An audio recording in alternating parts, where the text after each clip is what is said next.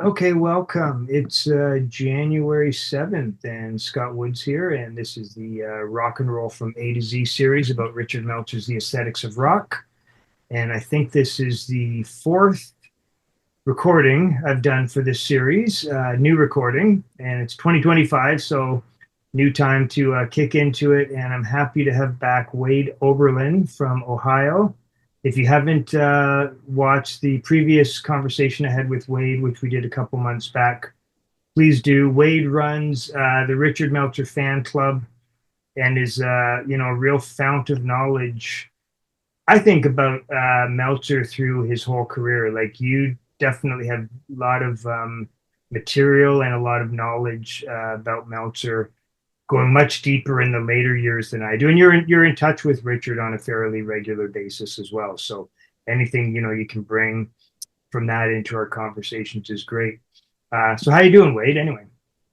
Great. It's past New Year's and already, I'm not stressed out at all.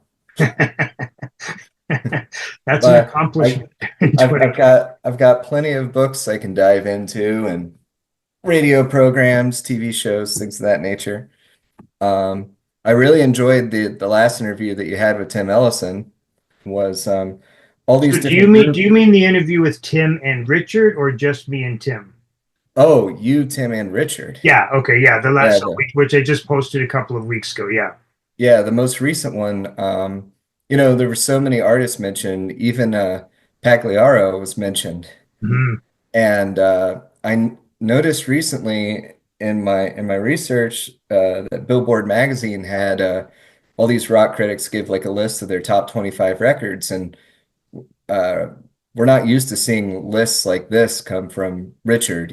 Yeah. And so let's see if are we sharing it now? Uh, Now you are. Yep. Okay. So this right here, Great. yeah, is, you know, first you get him in the great Mr. Von mask, And and it's just, and as it says there, it's December 2nd, 1978. So this is right. You're showing it right from your feed. So, okay. mhm. And you know, what we have at the very top is things that have been noted, I think probably in a lot of different places, maybe Vinyl Reckoning piece in the horror collection. His buddies and the Dictators, Go Girl Crazy. We have some Doors stuff in here. Was there anything that really surprised you on this list? Yeah, a few things. There are a couple things at least. Let's see if I go through the list. Well, I mean, so I'll comment in a couple of different ways because so what happened? You sent this to me. I thought it was really great. I sent it to a friend of mine, Phil Delio, who I've done a lot of stuff with over the years, and he goes on this I Love Music chat board all the time, and that's where that Richard Meltzer thread, Richard Meltzer, trivializer of the awesome or awesomizer of the trivial is. And so Phil went on and posted this list because he thought it was pretty great. And someone responded saying, and found like the source, which you obviously have too, the Billboard source from December 78. So I was looking at the whole, like everyone's list, because I'm always interested in these lists, of course. And um, what I found, so a couple of things. And the reason I'm going into this is because when I look at number six, Aftermath, which is an album I definitely revere. It's probably the greatest of the early Stones records for sure. It's interesting to me that even in 1978, Aftermath really was the Stones record of choice, the consensus pick. It shows, because I think what Billboard does is they actually do show the winners or something of the poll too, right? And I didn't look at that a lot, but it was interesting that that Aftermath was the only Stones record that showed up on there. So I thought that was interesting because I would have thought because now, and this has probably been true for 30, maybe 40 years now, the go-to Stones pick whenever there's polls and stuff is always, usually it's Exile on Main Street. Sometimes it's Let It Bleed. It's usually between one of those two.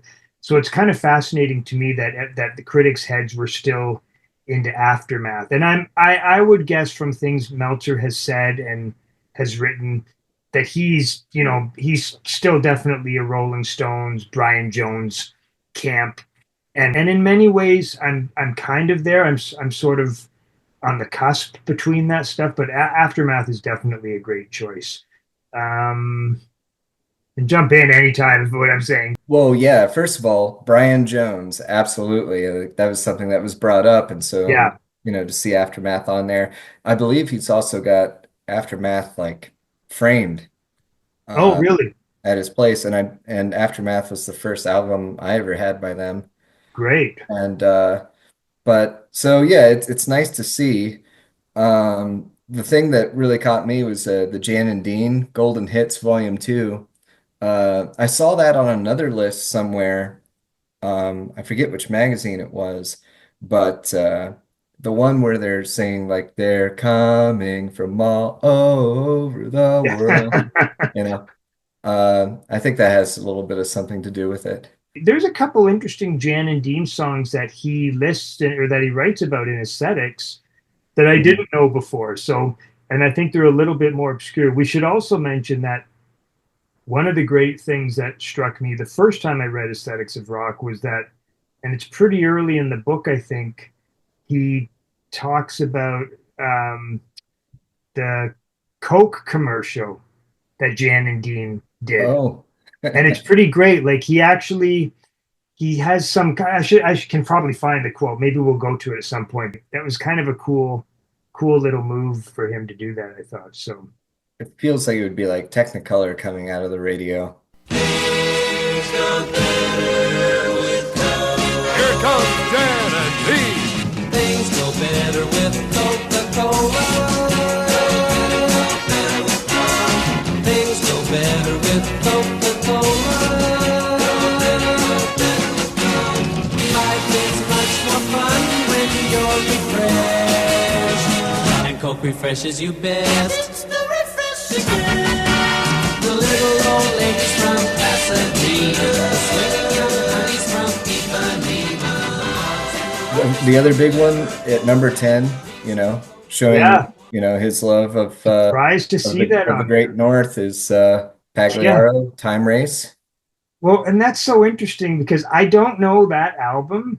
I looked it up since seeing the list, and I've bookmarked it or whatever on my Spotify. So I'm gonna try and listen to it some more. It's from '77, I think, which is interesting. So it's Pagliaro, like in the year of punk, and it's like pretty far removed from that world still. Because the Pagliaro stuff that I'm close to are like a string of singles that he basically put out, I think between like 72 and 75 or something. Like there's three songs in particular that were really big hits in Canada, or sizable hits in Canada. I don't think he ever had a top 40 hit in the US. But yeah, so that's just such an interesting choice.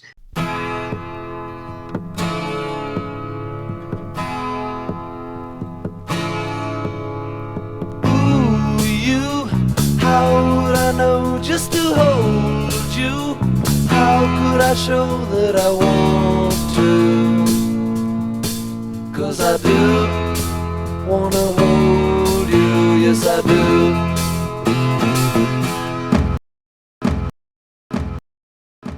Do you know much about like he did talk about in the interview with Tim that he liked Pagliaro and stuff, but he spent time in Montreal.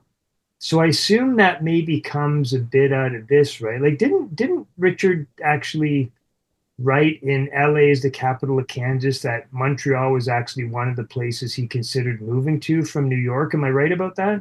That's true. And, he had visited there a lot, and he had a friend named Juan Rodriguez, Right. who was a popular writer there, and maybe the first rock writer in Canada, maybe. Um, but so He gave a very good review to the Aesthetics of Rock too in 1970. I do have a copy of that review. okay. And it was like the Montreal Gazette. Yes. Yeah.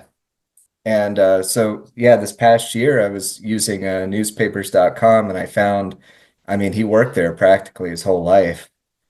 Uh, so, yeah, there was a And lot we to should take in. say, I think he died about, well, I've got a bit of a weird story. He died about, was it 6 months ago or something? He just died about. last year. I have to just tell this. It kind of I didn't know what to think about this. I had sort of started to research this a little bit, and through newspapers.com, which I occasionally subscribe to, and then I sort of let the subscription die and go back to it again. So I found his stuff on Meltzer, and there's a thing on YouTube where he does a thing about his. I guess it was a documentary about him, his career as a rock critic, and I think Meltzer even comes into that. So I thought, I got this guy's in Montreal, like I got to take a chance and try and contact this guy and say, hey, I'm doing this series on the aesthetics of rock. Would you be interested in talking? So I found his profile on Facebook, messaged him. He hadn't posted since I think 2013 or something like that. And then literally about 3 days later, through some feed or something, I don't know if it was Twitter at the time, I heard the news that this guy just died. And I thought, wow, like what weird timing. Like, I mean, very bizarre. I mean, I just had literally contacted the guy and wanted him to talk about Meltzer, and I just didn't get to him. But I think he had been sick for some time or something. The obituary had kind of said. So sad story, obviously, but that was just weird timing from my perspective. Yeah. But yeah, I mean, I became interested in him during his last few months. And I got to talk to him briefly Oh, on you talked to him. Okay. on a Zoom call with Meltzer Oh, and wow. this person from the Archive of Montreal. And you know, he was in pretty good spirits that day. It was his birthday. And yeah, so Wow. that So was I'm the saying all opportunity. this stuff, and you know all the backstory. Just cut me off when Well, you know all this stuff with that. But that's fascinating. So you didn't record that call, though, did you? Or no, but it was recorded uh, with this person from the audio? Archive of Montreal. But no, it's I mean it's a valid story. You wanted to get some information, and I think people don't consider Meltzer's time in Canada as much, and some of the resources up there. So Did you ever get a sense from Richard, like what did he what compelled him to Montreal? Did he just kind of like the vibe in the city, or I mean, I think there was just a certain proximity there, and maybe it was easier to get there at the time, and uh, I know Juan Rodriguez liked baseball, so I think they had seen some baseball games together, and maybe the Perlman Montreal was there Expos too. existed back then? So Yeah. So I don't know. There was probably a good relationship going on there, but I don't know what would really compel him. But obviously, he wasn't compelled to stay because he says yeah. he didn't want to like have his ears or fingers frozen off or something, and Yeah, and I decided think he on. might have said something in LA. I think he might have, I could be wrong about this, but I think when he had that little descriptor about how he moved to LA and, Montreal was one place he considered, I do think he said something about it was going to be a hassle to try and move to another country or something, which is always kind of true, right? So, and Mhm. Canada actually has a, a pretty tight, pretty stringent um, immigration policies and that sort of thing. So, I mean, Meltzer could make the case that no one else in Canada was was doing what he was doing, but so Also, maybe learning French. yeah. I mean, Yeah. Montreal, you can more or less sort of you can exist without it. It's not ideal, but it's not. But anywhere else in the province, forget it. Like you're going to be doomed without French, basically. So. Well, I did not think a girl could be so rude. And I'm never going back to my old school. Well, to continue back on this list, just Yeah, to connect it to your recent interview with Meltzer, we obviously had Moby Grape mentioned, the Dead were mentioned, uh, Miss Warwick was mentioned, yeah, Two that's great. Faces That's a Have I. 45 too, which is neat. I notice all the critics, I guess they put a combination of 45s in albums, which I always like lists like that actually. So yeah, that's Yeah, that's great. That's a great choice, that Dionne Warwick. yeah. And the 45 that got me was My Old School by Steely Dan. I did not expect, I mean, Amazing. yeah, he said that he's like some Dan stuff, but I Well, didn't. yeah, I Yeah. was just going to say, I think it might be in Horror Like the Rest. I'm not sure, but there's definitely one of the Addicted to Noise columns that he did. He does write about a Steely Dan, and that was someone actually pointed that out to me years after it was available, and they said, "Oh, did you know like he once like raved about a Steely Dan thing?" I'm like, "Really?" Like that did kind of shock me. And it's a song from it's not My Old School. It's a different song. It's I can't remember the title of it, but it's actually from. I really love the first four Steely Dan albums, and it's from their fifth album, which is when they start to go a little south. But it is one of the better songs on the record. I just can't think of the title. But I sort of got like he did write, and it was neat. It was in the context of I think on his radio show Hep Cats from Hell, and he Hmm. played this Steely Dan song that he really liked, and of course, it's cut through in different ways, like playing it on this on his punk show. And I'm sure there were probably some people listening thinking, what are you playing this crap for or whatever. But he quoted some of the lyrics and stuff, and like yeah, like they're a very Meltzerian band in many ways. Like on those early records, like they're as like sardonic and as cynical as Yeah. anyone from that period. They have this really odd juxtaposition in their career that they're so technically proficient and to the point of like they're anal compulsive almost about the musicianship and stuff, but there's definitely real feeling and real nastiness in a lot of that music. So I can sort of get the allure to him of some of that stuff, and My Old School is a really good example of that actually. So Yeah. And Steely Dan, I think, is a Burroughs reference, and yeah, you yeah. know, he has a kinship with Burroughs, so That, um it's funny. Steely is misspelled, which is kind of funny. oh, is there no There's third no E? there's no second or E at the end. But what's funny, if you added an E after that, then it would be like there's another band called Steel Eye Span. So it's almost like he's conflating the two or something. The Two Faces Have I, 22, Lou Christie, another Mhm. interesting one. I know it shows up in Aesthetics, and I think he writes about it in one of his introductions in Horror Like the Rest, maybe. And I think There's it's one of those. Do you remember? there's some place where he talks about Two Faces Have I and Do You Love Me by the Contours as being like some of the only exciting songs Of to that happen between period. like Rock's death and Rock's reemergence. Yeah, I think there was something like the whole idea of two faces have I. There's a certain philosophical underpinning to that, right? I can't put it right now in the context of any specific philosopher, but I thought he had sort of said, like, I thought he'd kind of like notice that as like, I keep using the word polarity in all my podcasts about this stuff, but I thought he'd kind of made some sort of reference to that. Like, there's something interesting going on here with this whole idea of two faces have I.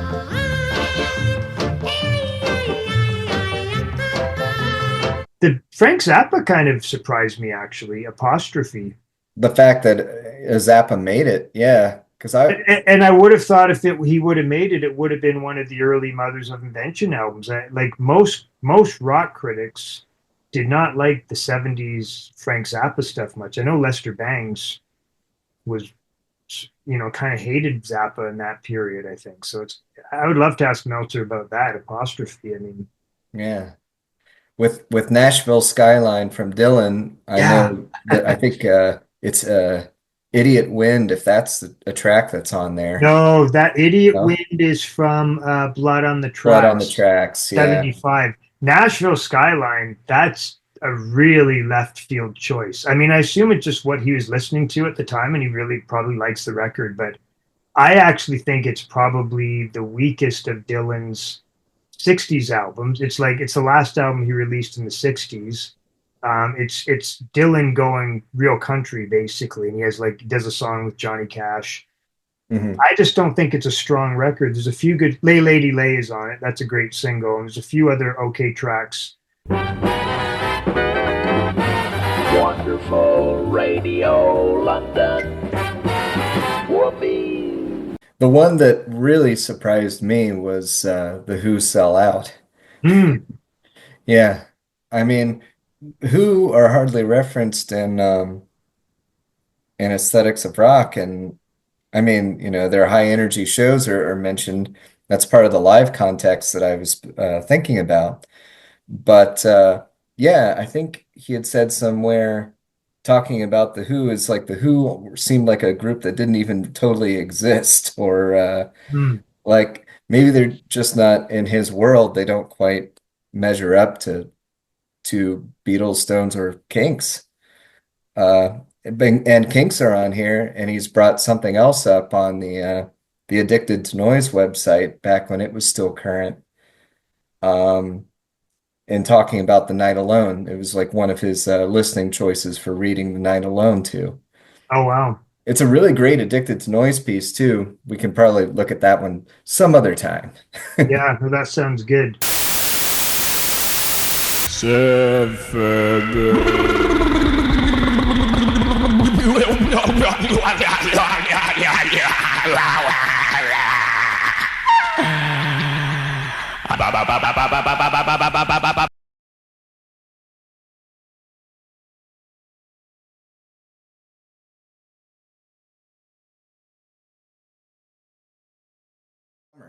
So Wade, tell us about the book because you've talked to me a little bit about it and it's new to me. I'm looking for a copy. It's expensive right now. It's hard to find, but I'm determined to find a copy at some point. So give a little context and explanation about the book. So this is a beat poet, David Meltzer, who while living in San Francisco was working on his own book of things he was hearing related to rock and related to just what was going around him in San Francisco. And it was occurring pretty much simultaneously to when Richard was working on his thing, probably at Stony Brook. Wow. So to think that there were two Meltzers on opposing coasts, Yeah. sort of their heads being around the same thing, but while Aesthetics of Rock has got this it's based in philosophy. This is sort of like a collage of poems that David has put together alongside excerpts of things that he had heard on the radio and different song lyrics. There is a good amount of Beatles in here, Wow. you know. Sorry, so And did you I don't know if you said it right at the start. What year did this do you know what year is this book? How would I word what year did like it go up until? Like do you any idea or like what would be the cutoff of this? Like Aesthetics of Rock cutoff is 1968. There's no music in yeah, Aesthetics of Rock after 1968. well, it looks like this, from what it says here, is 65, Oh, okay. So is it's what it's that's great. claiming. Okay. But when is the cutoff? Hmm, I haven't particularly put that down yet. But it's mid 60s, but it's mid 60s, so that's okay. Yeah, and it contains a discography at the end, which Oh, is very wow. helpful for putting the whole playlist together that's on Spotify. Did albums, songs, both? Let's see, discographical checklist number one, The Animals, The Beach Boys, The Beatles, Chuck Berry, Big Bopper, James Brown, et cetera, et cetera. It's all alphabetical. Okay. Discographical checklist number two, a more personalized selection of records these musicians and musics have affected the musical forms of today, and as such as I have been affected by them and see here the influence of what is currently popular and new. American skiffle bands, Angola prisoners blues, ballads and songs. So much of that could have been compiled later. Right. Like, it doesn't seem like the reading list would have occurred necessarily during the prime writing of all that, but sort of things that happened down the line, he probably added on to it to make it a little bit more concise, I guess. But anyway, I found it to be a really great book. I forget exactly what year it came out, but I just discovered it last year, And if you, Did it come out a lot later though? Is that what happened? Like it didn't come out at the time or? yeah, I don't believe he was around when it came out, Oh, okay, okay. you know. The posthumous collection, whatever. Yeah. Yeah, because there's YouTube videos of it being presented, and David Meltzer himself is not there. So So describe a little more like what he's actually doing in the book. Like, is it poetry? it's just sort of like, have you ever read the introduction to Moby Dick? Oh yeah, yeah. Like the first chapter, basically, where he does all the Yeah, quotes and stuff like that. I love that. yeah. It's like a series of quotes, and sometimes Yeah. it's something that's instructional or something that's historical. Right. And other Right. times Right. it's Right. Yeah. and other times it's a fictive sort of thing. Right. Right. It's brilliant the way I haven't even finished the whole Moby Dick book, but I do love that opening chapter. It's like it's just Mhm. seems like something you would have come across in the 1980s, not in the 18 whatever whatever decade that book was written in. So Yeah, the first time I saw something like that was Carducci's Enter Naomi, where, yeah. Oh, okay. Oh, where Enter Naomi. Okay. yeah, and in that it's got like a good 30 or 40 quotes about Los Angeles, Oh, wow. some of which are historical, some come from film, some come from uh, television or novels, different things. But it does give you an overall picture feeling of the place. And so, is there a proper word for that kind of presentation? Yeah. Um, Well, is doesn't isn't doesn't in Moby Dick doesn't the title kind of say what it is? Isn't it called like not a chronology? I thought there was like a descriptive word to that he put at the top of that chapter or something, but I don't want to get sidetracked in that. But we can flash it on the screen. etymology, I think, right? Doesn't he call it an etymology or something? Is that how you pronounce that word? It Etymology? could be an etymology. We'll flash Could it be on the wrong about screen. that. Yeah, post production. Yeah. But anyway, DJ Shu will get on that one. Yeah. yeah. But I thought it was a great book, and it was a pretty good read. Uh, and it goes well with our Meltzer, Richard Meltzer.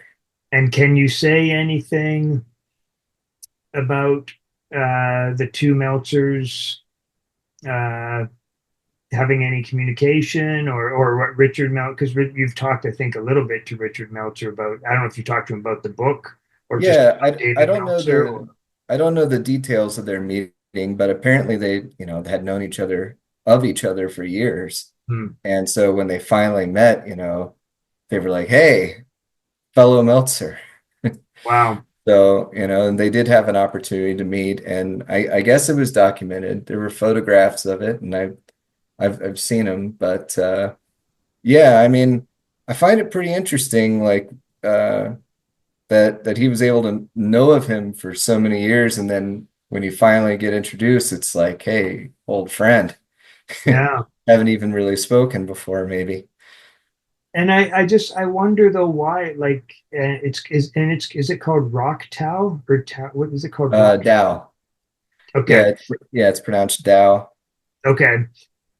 I just wonder why that book hasn't doesn't seem I don't know, I could be wrong, but it doesn't seem to have been like absorbed into the rock critic domain or something. Well, And, well, I think Thurston Moore was pushing for it when it was coming out, and he's pretty good at finding things that are on the yeah, fringes and or yeah, aren't exactly like maybe David Meltzer wasn't a rock person, but he was able to identify it. He was able to experience it.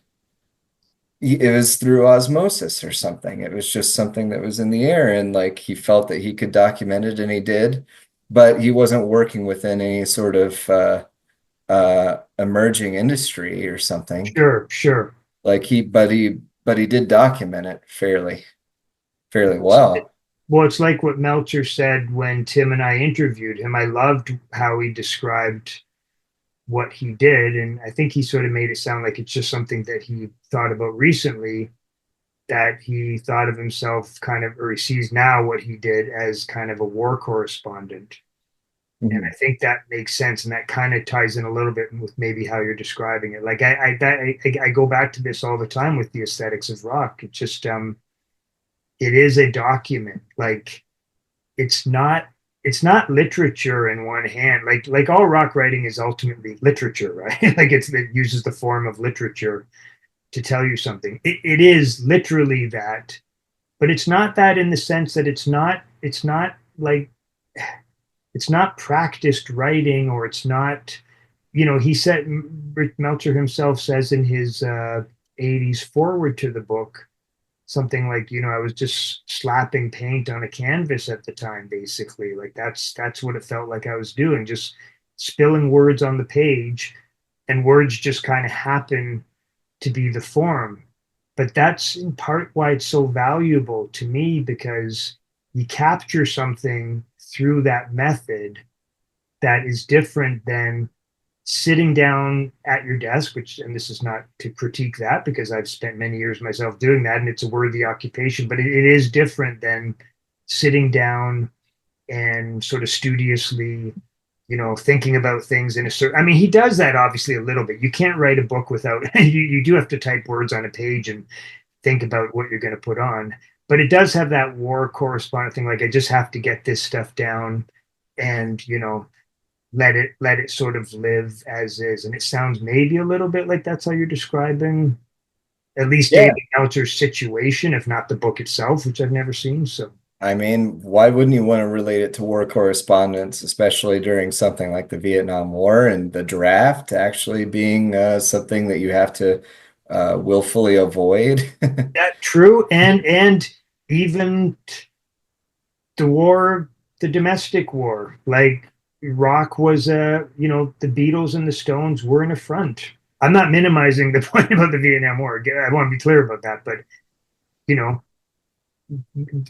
that was a war in it. That was a culture, you could call it a culture war in itself, right? Like, and it was a particularly intense culture war, I think. Um, Mhm. People got beat up for having long hair and stuff like that. Like, we don't sort of know, we don't experience anything like that now.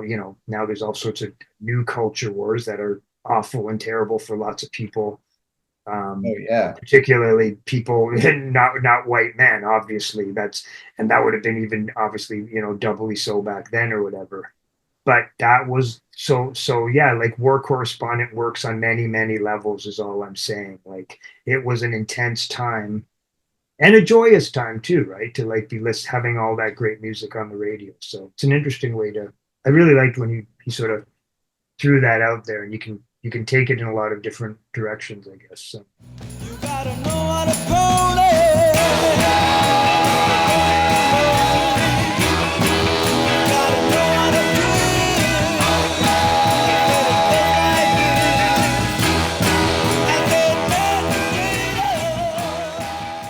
So But I want to throw one thing your way, actually, because you mentioned the David Meltzer book. mhm. Have you ever read either this writer or this book, Chuck Eddy, Um, The Accidental Evolution of Rock and Roll? I haven't seen that one. The one I have seen, well, actually, I think I have for a Meltzer reference specifically, but I haven't done a deep dive into it. Okay, well, the reason I bring it to your attention is a couple of reasons. I'm Chuck is going to be a guest on this show with me and another uh, writer who I really like, Kevin John Bozelga. Him I got to know mostly through Facebook, and actually I don't even want to proceed. What he told me some time back, he likes a lot of Meltzer's writing, but he doesn't like aesthetics. So we sort of have a challenge where he was going to reread it again, and we're going to talk about it. But Chuck has like always been a big fan and adherent of the aesthetics of rock, and that book in particular, which I think came out in '97. He even gives Meltzer a pretty strong acknowledgement in the book, saying, something like, I'll save it because I want to discuss it a little more with him when I get him on here, but it's something that, to the effect of, um, I hope one thing this book does is take some of the ideas and the aesthetics of rock and extends those ideas, because I don't really think many other critics have done so. successfully or something. I'm probably bungling the phrasing, but and he, he does cite Meltzer a few times in the book. Meltzer actually blurbs the book, which is interesting. Um, but I do think I've been looking at it again, sort of in preparation for, excuse me, talking to Chuck. And I've known Chuck for a long time. I've interviewed him a few times. In fact, I interviewed him about this book when it came out, but we never really dove into the Meltzer sort of angle on it. Um, he definitely, like, there's definitely a sense in which aesthetics of rock is one of the takeoff points in what he's doing in the book. His scope is completely different. He goes all over the map with music. Um, you know, there's like he writes a ton about dance music and disco and all sorts of music from other countries and just all sorts of. But he kind of takes that sort of way that Meltzer strings all this like stuff together in the aesthetics of rock, like the way he comes up with almost like arbitrary genres, like ponytail rock, and then he'll list, well, there's the band the Ponytails, and there's Big Bopper Chantilly Lace because it has a lyrics about and a pretty face and a ponytail, and he does all these kind of arbitrary genres, but he actually kind of makes them make sense. Actually, and I like just as a sideline, I like one thing Meltzer does in the book, but when he's talking specifically about genres, and he says, and the Beatles, something like have such a command that there's now you can call the Beatles themselves a genre or something like that. But anyway, so Chuck does a lot of that in the book, and I would definitely strongly recommend it to you to get a copy of it. It's kind of remarkable. Like he doesn't sort of go into, he doesn't really have I would say the philosophical underpinning that Meltzer does. So it's a little different in that way, but he brings in all sorts of other stuff that Meltzer doesn't. And he has some stuff. I noticed he has some neat stuff on Freud, and he has in fact, he has a whole chapter on like Freud rock, basically. And some of it is like, it might be specific references to Sigmund Freud, but some of it will go into more, Oedipus complex stuff and all that. So it's a pretty great read, and I would definitely recommend checking that out. And I'm hoping to be talking with Chuck and Kevin sometime in the next couple of weeks. So should be good. He's very entertaining. So he has a lot of people who don't like his right. I'll just say that his first book was the 500 Stairway to Hell, the 500 best heavy metal albums in the universe. And if you look at reviews online, it's hysterical because it's like 5-star, 1-star. And his definition of heavy metal is definitely like I'd love to know what Carducci thinks of Chuck Eddy. He definitely would know. He probably knows him, maybe. He definitely would know of him. It's almost this book, The Accidental Evolution of Rock and Roll. It's almost, you could say it's on one corner of the room where rock and the pop narcotic is on the other. Like we talked a little bit about this before, like Carducci in a good way, like in good, a good intellectual way, although I think it's flawed for many other reasons, but he does have a narrow focus, I think, or a narrow scope. Chuck is the complete opposite of that. Everything sort of comes into play. So yeah. Well, when it comes to like say, including like disco in the conversation or just sort of any sort of like almost sonic experience, and considering any sort of sonic experience can be rock in some way, like if you want it to rock, then it will rock. And if there's people out there who say like punk is whatever you want it to be, well, that explains why we have so many conflicts about this kind of stuff. And that's part of what kind of keeps it interesting too on that level. And sort of like rock writing in general is sort of like a microcosm of like culture writing, but for like, I don't know, people who have like who just need more energetic release kicks.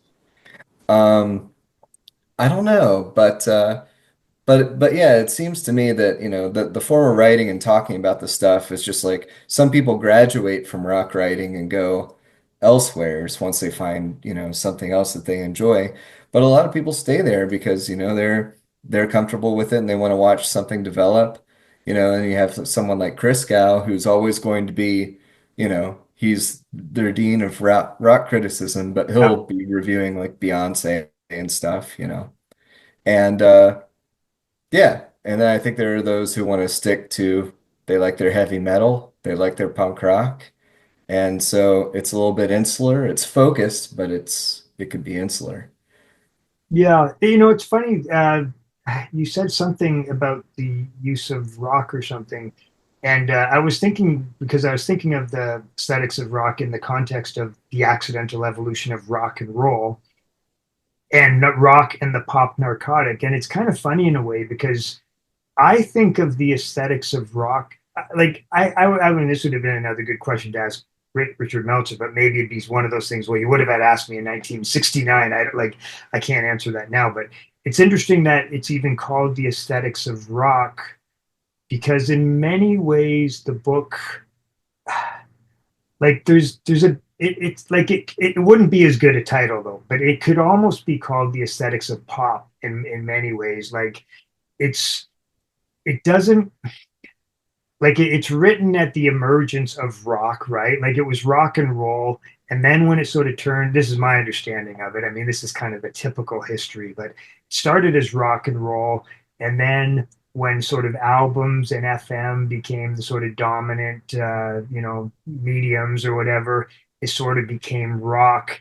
And I think part of the reason is because, literally the and roll part sort of not disappeared entirely, but it sort of took a little bit of a back seat. Like rock and roll, when you think of 50s rock and roll, it's dancing, right? Like it's mostly dancing and it's rhythmically based. It's all rhythmically based, but it's heavily rhythmically based. That's really the focus of it, I think.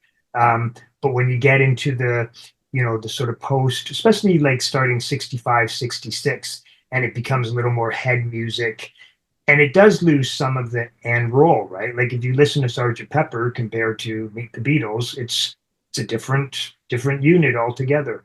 Yeah. Um, Well, it but sounds like how I'm that. relating this to, but I feel like the aesthetics of rock is written in a little more with a pop or rock and roll mindset. I sort of think of pop as and rock and roll as being the same thing, but I think there's a more clear distinction between pop and rock and roll and rock. But I'm getting a little muddled in my point, but maybe you can Well, follow some of that. I don't know. Carducci had put it that like there was a point when, pop is constant and rock is Yes, constant. yes, yes, for sure. And rock is constant. It's been here in many forms. If you want to think about bluesmen leading up into, Yeah. some sort of big bands or like bebop or something leading into, I mean, bebop's not rock, No, quote but unquote, yeah, I know what you're saying though. but rarely does rock, like let's say a band format, reach ascendance in pop where I mean, once you get into the 60s and you get into like